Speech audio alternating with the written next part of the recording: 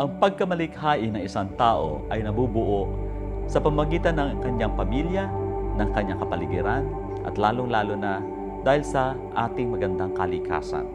Ang pagkamalikhain ay hindi nabubuo sa iisang tulog, kundi nabubuo po ito sa daang taong pagsasanay at daang taong pakikisalamuha sa iba't ibang suliranin. Marami tayong nabubuong pagkamalikhain mula sa ating pagkabata. Mula dito, dahil sa kwento, sa mga awit, sa mga koro, kahit na sa ating mga pagsasanay at tradisyon, nabubuo ang inspirasyon para tayo ay isang maging malikhaing nilalang. Maririnig at maisasalarawan din natin ang paggamit ng ating mga tradisyonal na mga damit, ang ating mga palamuti sa katawan, ang mga pintado noong unang panahon, at gayon pa man ang maganda nating kaugalian kung saan ang ating paggamit ng mga instrumento, kahit na ang pagsalin-salin nito sa mga susunod na henerasyon ay lagi nating isinasabuhay. I am Ben Jimena, the City Tourism Officer of Iloilo City, and this is the place where Dinagyang originated, the best tourism event of the country. Dinagyang started in 1968. The parish of San Jose, the Santo Niño parish, went to Calibo to observe and invited 2 tribes to perform, and that was the start of the Iloilo Ati-Atihan din. The most important salient point of Dinagyang as a festival was its street dancing feature, which no one else was trying to perfect in the past. It was Dinagyang that set the trend to make street dancing as an important feature of a festival, and it's the first festival to have 5 performance areas in the different sites of the city to make sure that everybody would be able to watch Dinagyang. Dinagyang is not just a seasonal festival, but it continues to serve its function as a unifying element. We do a lot of branding for Dinagyang to sustain its being visible the whole year round. It's not only during Dinagyang time that we usually patronize the things of Dinagyang like the tribes, but we also hire them to open the program of national nature, just like the Prisa in the national competitions. And we have a lot of ideas about how to improve making Dinagyang as a not only as a spectacular festival, but a safe festival as well. In a sense, we keep on telling people that when you come to Iloilo, you will be watching a festival that is ensuring for your safety and security. It's a family-oriented festival because there's everything for everybody. The reason why the festival has been successful all through these years is because it has become a community activity where people are involved, where everybody has a take on the festival in many ways that a group of people could cooperate and bring whatever they want for the activity. For example, the private sector continue to support the festival because they found out that with their support, there is sustainability and there is a sense of belonging to a place like Iloilo City.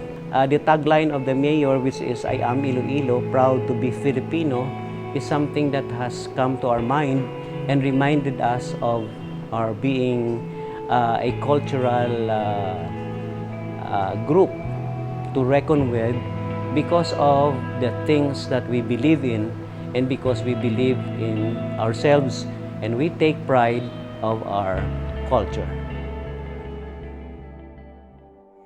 Araw-araw, mula sa ating paggising hanggang sa ating pagtulog, ay talagang isinasabuhay natin ang ating kultura. Mula sa ating pananamit, hanggang sa ating pagbabiyahe at paglalakbay, hanggang sa ating pagkain, malalaman natin ang kultura o kaugalian ng isang tao o maging ng isang bayan mula sa kanyang mga pagkain. Magandang tingnan ito dahil dito mula sa mga sangkap hanggang sa pagluto, kahit na sa kanilang pagpresentasyon ng kanilang mga pagkain, marami tayong matututunan tungkol sa kanilang mga kaugalian. Ang mga sangkap ng bawat bayan ay iba't iba. Ito po ay nadidikta ng kanilang kapaligiran. Ang kanilang pagluto ay nadidikta din ng kanilang mga kaugalian. Hanggat sa punto ng kanilang pagpresenta ng kanilang mga pagkain, malalaman mo kung saang rehiyon nanggagaling ang mga pagkain ito.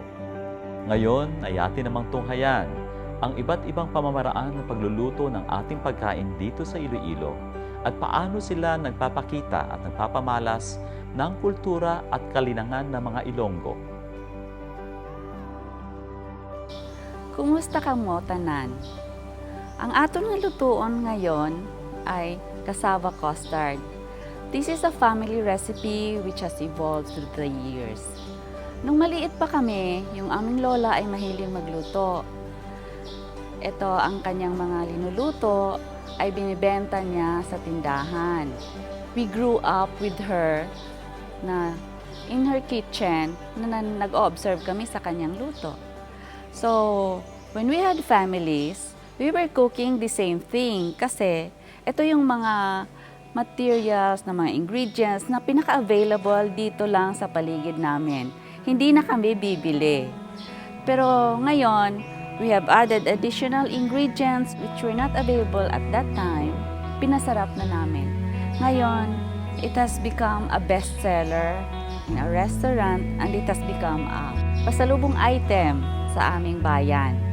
Ang ating ingredients for the cassava custard are grated cassava, coconut water, evaporated milk, condensed milk, egg, sugar, melted margarine, young coconut, vanilla, and the custard for the topping.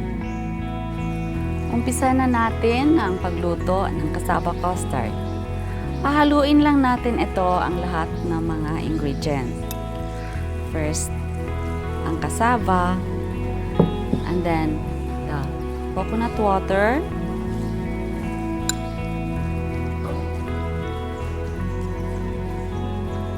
evaporated milk,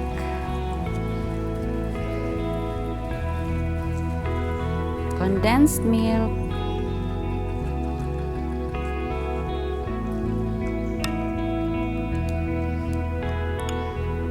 egg.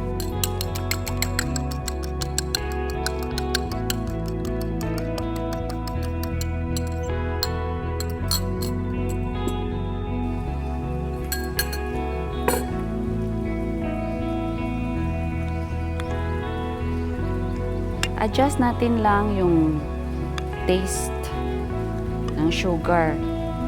Kasi yung iba, ayaw nila ng masyadong matamis. Since we already have condensed milk, lalagyan natin ng sugar. Depende yan sa taste. But usually, we don't make it so sweet. And it has also custard topping. So, tamang-tama lang yung sweetness. So, we also add, ito hindi pa na melt, but we usually melt the margarine or butter. And then, we add the young coconut. Ito yung twist from the rest of the cassava. Kasi marami kami ditong cassava, marami na rin kaming buko. So, para iba sa lahat, we add buko strips to make it different and to make it special. And buko is healthy. So, we add health to the dessert. And then, you will put vanilla to add a little flavor so that it will smell good. After we have mixed all the ingredients, we put this in a tray and bake in an oven for around 45 minutes over medium heat. So after that, pag nakita natin na medyo dry na yung sa taas, we put the topping. This is the custard topping, which gives it really a different twist to the cassava. And then we cook it until it's golden brown, and then it's ready to be served. And this is how it would look like.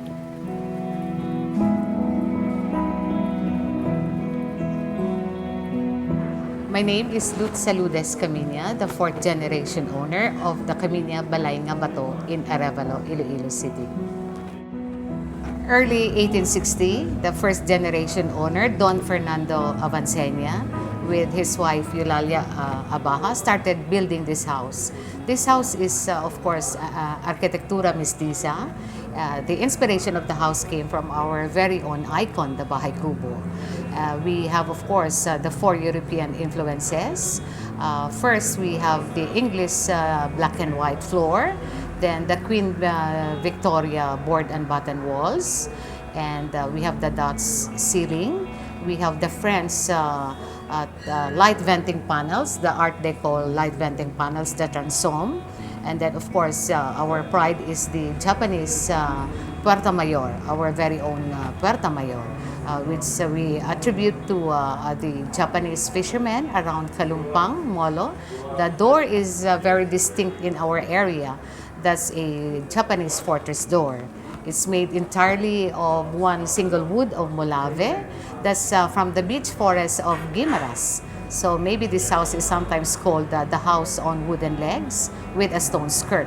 Then when you go up the escalera principal, that was patterned after our very own ladder type of found in our very own Bahay Kubo. So the architect of this house was Father Anselmo Avancenia, the brother of Don Fernando Avancenia. So part of our transom, though, is called the French Art Deco. You can find the Liabene San Pedro. So part of the transom has a Spanish influence. Then from the Escalera Principal, you go to the Caída. That's a Spanish word for drop. That's where the lady of the house would normally drop her patajong or her saya. And from the Caída straight into the oratorio or the family altar and into the master's bedroom. We still have our Quiroga bed. And if you are an ilustrado and if you're not an indio, you'll be shown, of course, the Sala Mayor. The muebles are still intact. Remember in the Acapulco, Manila Galleon trade, La Estrella del Norte, we have Manila, Cebu, and Iloilo. So most of the muebles were bought from the La Estrella del Norte based in Iloilo. So if you happen to go to other houses, they still have this grandfather's clock with the name La Estrella del Norte. In around 1892, Arevalo was hit by cholera El Tor, and Father Anselmo died a martyr, taking care of all the cholera victims of the town. Remember, we live along the river, so one drop of that cholera El Tor and we were all decimated. So of the 16 siblings of Lola Rufina, of Doña Rufina, only 5 survived. And so in Thanksgiving, Don Fernando bought them a Rachels piano in La Estrella del Norte in Iloilo. So we have the Rachels piano, all made in Salzburg, Germany. The food that we normally serve are the riverine and the estuarine food. Remember, we live along the river, and rivers would normally mean protein and all the fruits and the vegetables that we have. In June 2010, we decided to open the Caminia Balay na Bato to the public because we wanted to have pride of place. Iloilo, we never had our share of long tourists queuing to see our city. So we decided with friends and with Eugene that maybe it's about time that we place culture and heritage as the main attraction for our tourists. So right now, we are very fortunate to be part of this culture and heritage circuit. So we decided to open the house by serving truly authentic food of our past. the riverine and the estuarine food. So in our table, you will see that we have celebrated the beauty and the abundance of the Iloilo River. Distinctly Iloilo is we can throw party anytime because we do the suki system. So there are families gathered around our community that are famous for their empanada and then for the fresh lumpia. And then for our vegetables and for our fruits, Iloilo is always famous for, the Ilonggos would always know what is takway. Those are the taro runners that we have. And then the hinanggop, we have the bounty of the sea and the river. So we have the anchovy fries, we have the shrimp fries, and then of course the tomatoes and all the vegetables that we have. We have the alugbati or the Malabar nightshade. And then we have, of course, our kamote. We don't use potatoes because kamote is very abundant in our town. We have the kamote farm all over Iloilo and Guimaras. So we have kamote chips. And Iloilo will never be Iloilo without her bangos. So we always serve bangos and then the tilapia that we grow in our river. And of course, we have a little twist. So we decided to use for our pasta the malunggay pesto that we have and the kasui that we grow abundantly also in Guimaras. And for our main course, we have the pork binoog. Binoog is the Karaya term for grilled. So those are called the Vesperas food, the happy food that we have. So the friars would always teach us that the day before the fiesta, you should serve the best because that will be an indicator that the best is yet to come on fiesta day. Kumusta kamutanan? Ang ating lulutuin ngayon ay native chicken binakol. And the ingredients are native chicken, tomato, onion, garlic, cooking oil, young coconut, ginger, lemongrass, and batuan. The secret ingredient is batuan. This is found only in Iloilo, and we're using this para mag-asim yung aming luto. Since we're using coconut water, this will balance off the sweetness of the coconut water. Parang balance yung sweetness and sourness of the recipe. Usually, yung mga tao, yung mga customers namin, they would think of it as tinola. But it is not tinola because it is a bit sour, but it is also sweet because of the coconut water and the young coconut which we put into the dish. This is the very healthy component of the chicken binakol. So, we saute. First, we put in the cooking oil. We saute the tomato.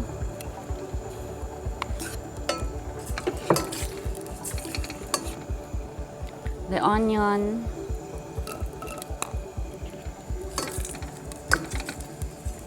And the garlic.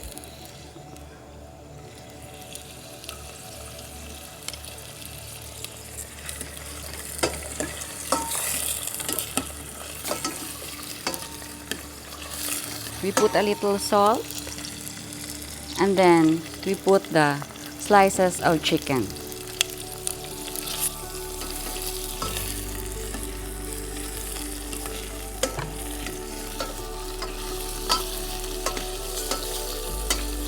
So we wait a while until all the spices have been absorbed by the chicken. Then we add coconut water. This is a very important ingredient which makes it different from the rest of the sinigang.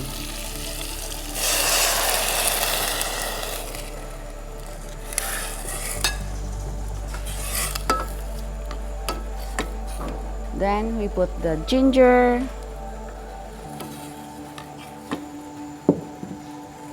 lemongrass, the batuan,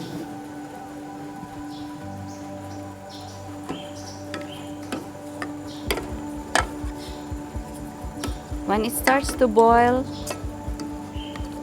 we put in the young coconut. and we allow it to boil until the chicken is tender. Traditionally, we would cook this in these bamboo containers because at that time, this is the most available cooking vessel which our forefathers had. And we have to use chicken that is very young. We call it the mulaga.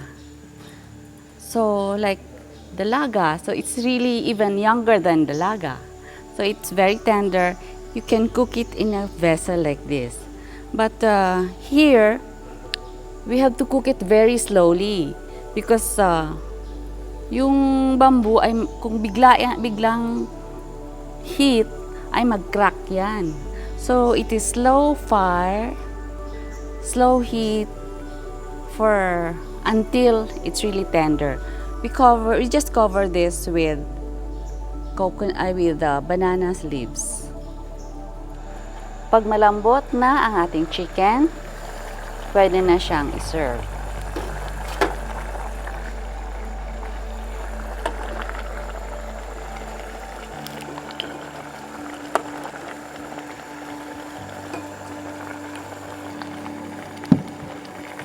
Ito ho ang pagluto ng native chicken binakol.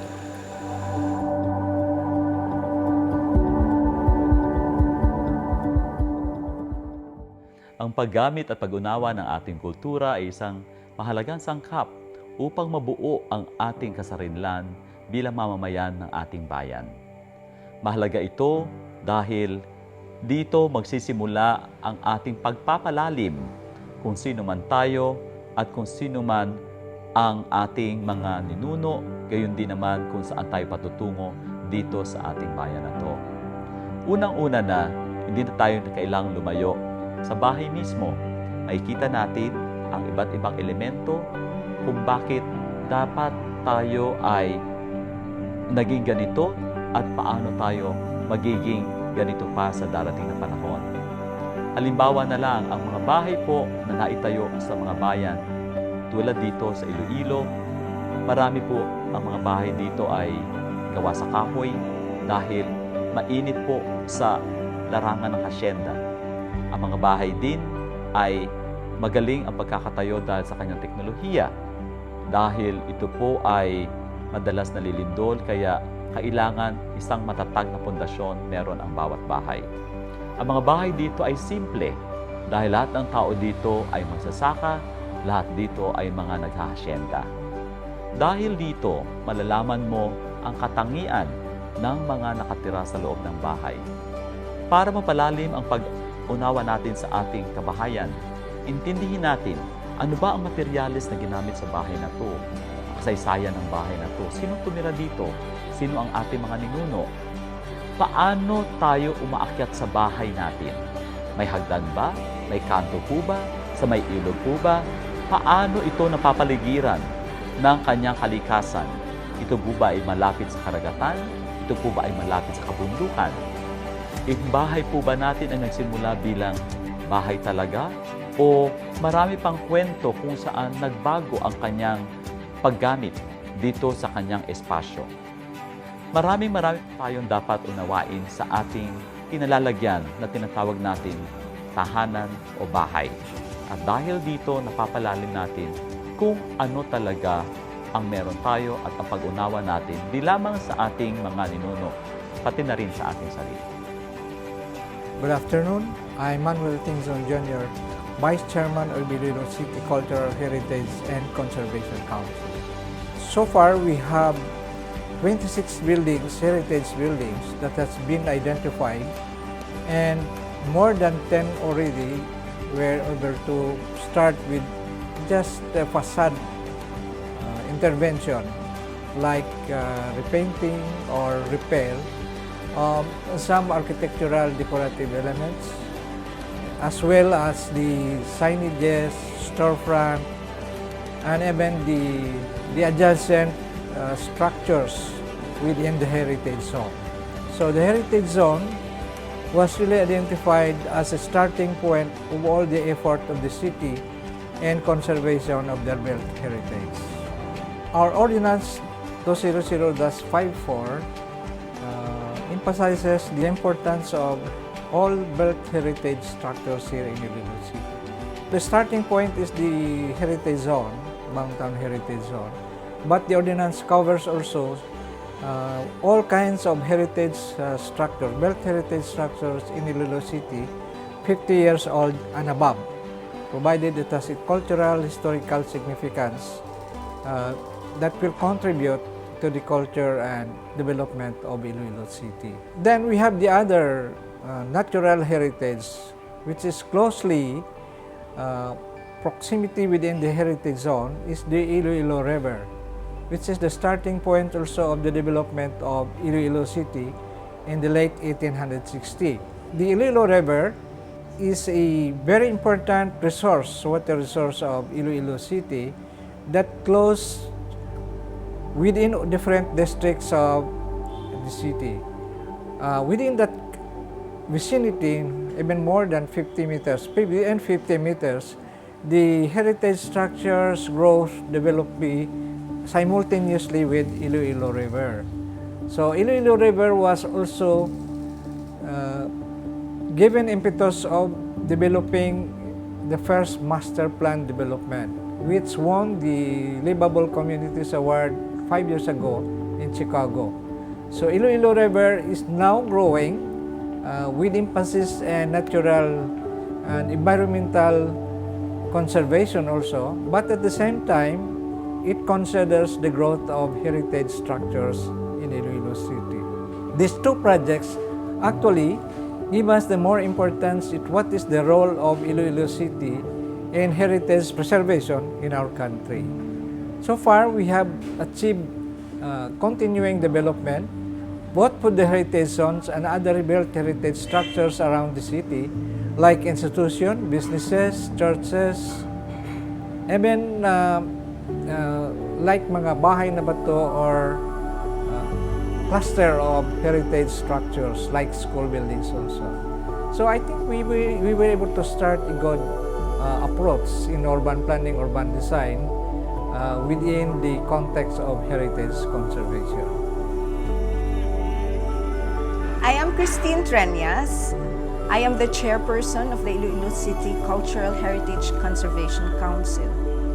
The Heritage Council has conducted several cultural mappings because we feel that culture really belongs to everyone.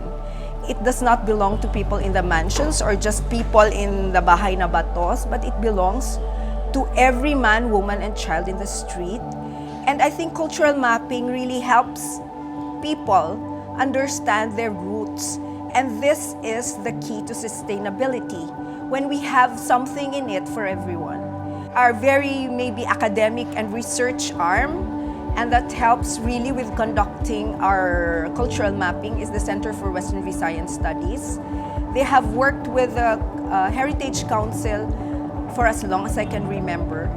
And I think we really, when we say culture, it really says the way we live, the way we speak, the way we eat, the way we dress. And so culture is something we breathe. Culture is something that we see every day. It's not something we celebrate once a month. It's something we celebrate every day because it tells us about who we are.